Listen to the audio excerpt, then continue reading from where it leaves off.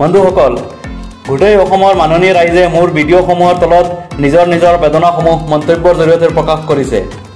আপোনালোকে হয়তো নিজৰ লগত হোৱা অন্যায়ৰ কথাখিনি মুখ্যমন্ত্ৰী মহোদয়লৈ নিজে প্ৰেৰণ কৰিব নাজানে বা ৰাইজে আপোনাৰ বেদনা গম পাওক বুলি হয়তো ভিডিঅ'ৰ তলত মন্তব্যযোগে নিজৰ বেদনা প্ৰকাশ কৰিছে। আজি আপোনালোকৰ বেদনাসমূহ ভিডিঅ' আকাৰে প্ৰচাৰ কৰিম আৰু আশা কৰিছোঁ মাননীয় মুখ্যমন্ত্ৰী মহোদয়ে নিশ্চয় ব্যৱস্থা ল'ব। সকলোলৈ মোৰ অনুৰোধ, এই ভিডিঅ' ইমানেই শ্বেয়াৰ হ'ব লাগে যাতে মাননীয় মুখ্যমন্ত্ৰী মহোদয়ৰ দৃষ্টিগোচৰ হয়। এজন বন্ধুৱে লিখিছে, চৰকাৰী টীম আছে নহয়, সিহঁতে গম পায় ক'ত ক'ত দুৰ্নীতি হয়। আৰু কথা হ'ল, দুৰ্নীতি নহয় ক'ত কৰে কোনে? দুৰ্নীতিকাৰীৰ পদোন্নতিহে লাভ কৰে, আনহাতে অভিযোগ কৰাজনৰ কপালত হাত। মাননীয় মুখ্যমন্ত্ৰী মহোদয়, অসমৰ এজন সাধাৰণ মানুহৰ লিখা এয়া। আমি সকলোৱে আশা কৰোঁ চৰকাৰী টীম আছে, দুৰ্নীতি নিবাৰক টীম আছে, দুৰ্নীতি নিবাৰক টীমে দুৰ্নীতিৰ বিৰুদ্ধে ব্যৱস্থা লওক। বহুতো দুৰ্নীতিৰ অভিযোগ আপোনাৰ অফিচত যায়, কিন্তু ব্যৱস্থা লোৱা নহয়। আৰু এটা ডাঙৰ কথা হ'ল, দুৰ্নীতি নহয় ক'ত, তাৰমানে সকলোতে দুৰ্নীতি হয়। কৰে কোনে? কোনে দুৰ্নীতি কৰে আমি সকলোৱে জানো। আৰু দুৰ্নীতিকাৰীৰ পদোন্নতিহে লাভ কৰে, আনহাতে অভিযোগ কৰাজনৰ কপালত হাত। মানে যিজনে দুৰ্নীতি কৰিলে তেওঁৰ বিৰুদ্ধে অভিযোগ দিয়া হ'ল, প্ৰপাৰ ইনকুৱাৰী নহ'ল বা সাময়িকভাৱে তেওঁক ছাছপেণ্ড কৰি ৰাখিলে, পিছত আকৌ বেলেগ এঠাইত বা সেইখন ঠাইত পদোন্নতিহে দিলে। আৰু দুৰ্নীতিজনে যিজনে অভিযোগ দিছিল তেওঁৰ কপালত হাত, তাৰমানে তেওঁ ভৱিষ্যতে চৰকাৰী সকলো সুবিধাৰ পৰা বঞ্চিত হ'ল। মোৰ ওচৰত ইয়াৰ তথ্য প্ৰমাণ আছে। আৰু এজনে মন্তব্য কৰিছে, ধনী ধনী পকাঘৰ টকা বহুতে চৰকাৰী ঘৰ পাইছে। কথাটো মিছা নহয়।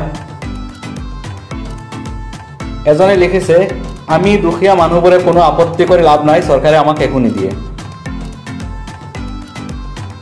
আমি দুখীয়া মানুহে ঘৰ নাপাওঁ, ধনী মানুহে কিয় পায়? এজনৰ প্ৰশ্ন।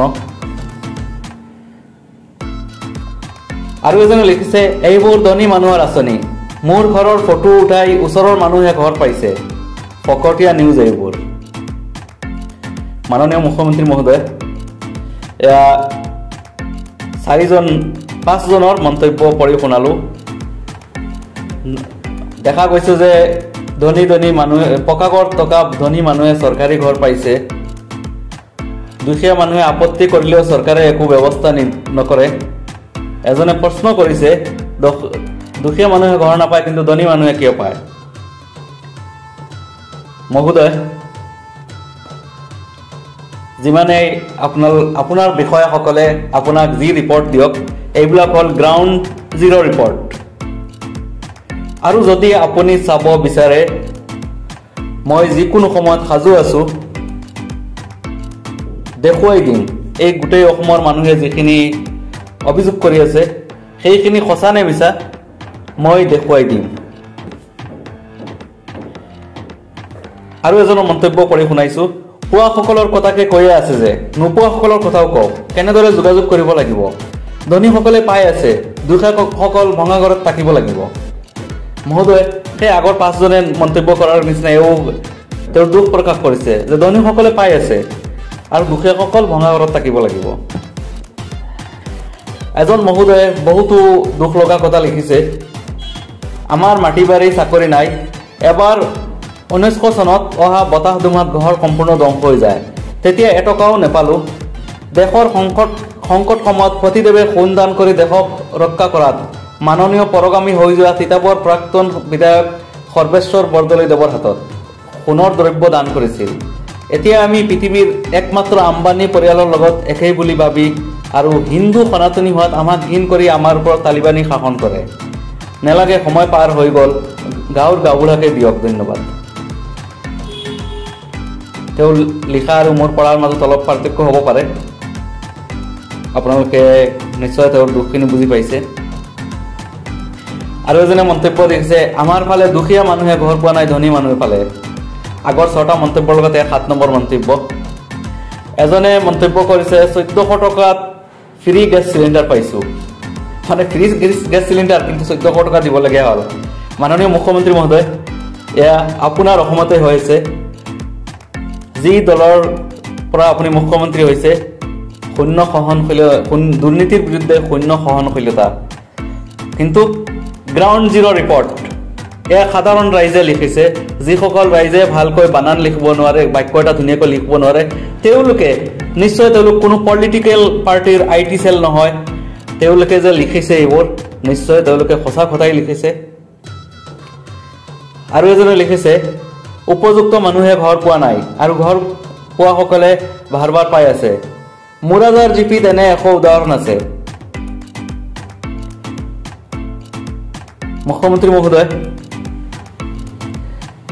এজন বন্ধুৱে মুৰাজাৰ জিপি বুলি উল্লেখ কৰিছে। মুৰাজাৰ জিপিত এনে 100টা উদাহৰণ আছে যে উপযুক্ত মানুহে ঘৰ পোৱা নাই, কিন্তু যিসকলে ঘৰ পাইছে তেওঁলোকে ভাৰ ভাৰ পাই আছে। মুখ্যমন্ত্ৰী মহোদয়, এবাৰ তদন্তকাৰী দলক পঠিয়াওক, মই সহযোগ কৰিম। আৰু এজনে লিখিছে এই চেনেলৰ দ্বাৰা মুখ্যমন্ত্ৰী মহোদয়ক জনাও যে আমি অতি দুখীয়া পৰিয়ালৰ মানুহ আৰু আমাৰ ঘৰ যিহেতুকৰ ৰিজেক্ট লিষ্টত নামটো আছে। কিছুমান ধনী ব্যক্তিয়ে বাৰে বাৰে চৰকাৰী ঘৰ পায়, কিন্তু প্ৰকৃত দুখীয়া মানুহে চৰকাৰী ঘৰ নাপায়। এয়া চাওক। আৰু এজনে কৈছে ধনী মানুহে ঘৰ পাইছে, কিন্তু উপযুক্ত দুখীয়া মানুহে পোৱা নাই। মহোদয়, চৰকাৰী আঁচনিবিলাকত স্বজন তোষণ, পলিটিকেল নিশ্চয় পৰিছে। ইয়াৰ ৰিফ্লেকশ্যন এইবিলাক সাধাৰণ মানুহে গ্ৰাউণ্ড জিৰ' ৰিপৰ্ট, সাধাৰণ মানুহে কৈ আছে এয়া গ্ৰাউণ্ড জিৰ' ৰিপৰ্ট। আৰু এজন লিখিছে পোৱাবিলাকে 2বাৰকৈ পাই আছে, নোপোৱাবিলাকতো একো নাই। চৰকাৰে কি কৰিছে এইবোৰ নাজানো, আমি পাব লাগে। সেই একেই কথা, পোৱাবিলাকে 2বাৰ 3বাৰকৈ পাই আছে, কিন্তু দুখীয়া মানুহে পোৱা নাই। আৰু এজনে লিখিছে এজনে 2টা 3টা পাইছে আৰু কিছুমানে এটাও পোৱা নাই। এজনে লিখিছে প্ৰেচিডেণ্টৰ লগত জড়িত আমাৰ লগৰ ঘৰৰ মানুহ 4টা ঘৰ পাইছে, এটা দি ছোৱালী বিয়া দিছে, আমাৰ এটা ঘৰৰ নাম নাই। বাস্তৱত আহিলে চাই যাব বৰপেটা ডিষ্ট্ৰিক্ট সামথিং কৰাকাইটি, হয়তো তোৰ জেগাখনৰ নাম লিখিছে কিন্তু ইংলিছ লেটাৰত দিয়াৰ কাৰণে ধৰিব পৰা নাই। আৰু এজনে লিখিছে गीता विश्वकर्मा, हम मामू आपका मेरा कोई कार्ड नहीं बनाकर नहीं दे रहा है, 1000 रुपया करके मांग रहा है, पैसा तो काटनी बना दे, मेरा घर तक अभी तक घर नहीं। ভালকে পঢ়িব নোৱাৰিলে কাৰণ তেওঁ ৰোমান লিপিত লিখিছে। যিয়ে হওক তেওঁ কিবা এটা অভিযোগ কৰি আছে, কোনোবাই 1000 টকা বিচাৰিছে তেওঁৰ পৰা। এজনে মন্তব্য কৰিছে জব কাৰ্ডৰ পইচা দিয়া নাই। আৰু এজনে লিখিছে প্ৰতি মাননীয় মুখ্যমন্ত্ৰী অসম, মই যোগ্য হিতাধিকাৰী হোৱা স্বত্তেও মাৰকুলা গাঁও পঞ্চায়তৰ পৰা মোক IOI ঘৰ, বৃদ্ধ পেঞ্চন, শৌচাগাৰ, জব কাৰ্ড আদি দিয়া নাই। গতিকে বিষয়টো অসমৰ মাননীয় মুখ্যমন্ত্ৰী মহোদয়ৰ দৃষ্টি আকৰ্ষণ কৰিলোঁ। তেওঁৰ নাম ঠিকনা যিহেতু ৰাজহুৱাভাৱে লিখিছে, গতিকে মই পঢ়ি শুনাই দিছোঁ। আবেদনকাৰী জয়নুল আবেদিন, গাঁও লেমপাৰা, পোষ্ট অফিচ মাৰকুলা, থানা ভগৱান, জিলা গোৱালপাৰা, অসম, গাঁও পঞ্চায়ত মাৰকুলা। এজনে লিখিছে চৰকাৰী ঘৰৰ টকা পাইছোঁ, 2 বছৰ আগত জব কাৰ্ডৰ পইচা পোৱা নাই। BDO আৰু এই 180012323560 নম্বৰত বিচাৰ লিখিতভাৱে দিছোঁ। আমাৰ হাতত প্ৰমাণ আছে, আপুনি কোৱা কেনেকৈ দিম? কিমাননো কম আপোনাক কম, মোৰ নিজা থাকিবলৈ ঘৰে নাই, কিন্তু মই যেনে তেনে কৰি মাটি একোটা লৈছোঁ, কিন্তু বাছনি কৰা লোকসকলৰ চকুত মই কিয় বা নপৰোঁ সেইটোৱে বুজি নাপাওঁ। মই বৰ্তমান জেঠাইৰ ঘৰত থাকোঁ, কি কৰিলেনো পাম জনাবচোন। আমাৰ ঘৰ পোৱা 10 মাহ হ'ল, দ্বিতীয় কিস্তি আজিও নাই, সোনকালে দিলে ভাল হয় কাৰণ আমি দুখীয়া মানুহ বৰ কষ্টত আছোঁ। আৰু এজনে মন্তব্য কৰিছে আপুনি কি গম পাইছেনে, ঘৰ দিছে PMIG, কিন্তু টকা দিছে ইন্দিৰা আৱাস যোজনাৰ 1,30,000 টকা। এই টকাৰে ঘৰ বনাব পাৰিনে? মাননীয় মুখ্যমন্ত্ৰী মহোদয়, আকৌ এবাৰ ৰিপিট কৰিছোঁ, এই যিসকলে লিখিছে তেওঁলোকে ভালদৰে লিখিবও নাজানে। এজনৰ বাহিৰে বাকীসকলৰ লিখা মই বহুতো কষ্ট কৰি পঢ়িছোঁ। এই মন্তব্যসমূহ পঢ়োঁতে কষ্ট হয় কাৰণ তেওঁলোকৰ লিখাবিলাক ইমান ঠিক নহয়। তেওঁলোকে যিকোনো উপায়ে নিজৰ মনৰ ভাৱখিনি প্ৰকাশ কৰিছে। মই চিয়ৰ তেওঁলোক কোনো ৰাজনৈতিক পাৰ্টিৰ IT চেলৰ সদস্য নহয় যে চৰকাৰৰ বিৰোধিতা কৰি কিবা লিখিব। তেওঁলোক একেবাৰে সহজ সৰল গাঁৱৰ সাধাৰণ মানুহ, আৰু এয়াই হ'ল চৰকাৰী আঁচনিসমূহৰ প্ৰকৃত ৰূপ, এয়াই বাস্তৱ ৰূপ। আৰু ইয়াত কিছুমান মন্তব্যৰ প্ৰমাণস্বৰূপে যদি কোনোবা ইনকুৱাৰী টিম পঠিয়ায় মই সহযোগ কৰিম, প্ৰতিশ্ৰুতি দিলোঁ। মই দেখুৱাই দিম কোন ধনী মানুহে ঘৰ পাইছে, মই দেখুৱাই দিম কিমান দুখীয়া মানুহক বঞ্চিত কৰা হৈছে, মই দেখুৱাই দিম কোন হিতাধিকাৰীয়ে ঘৰৰ টকা পোৱা নাই বেলেগৰ একাউণ্টত সোমাইছে, মই দেখুৱাই দিম কোন হিতাধিকাৰীয়ে ঘৰ নবনাকৈয়ে 3টা ফটো পঞ্চায়তৰ বিষয়াসকলৰ লগত মিলি 3টা কিস্তি আত্মসাৎ কৰিছে।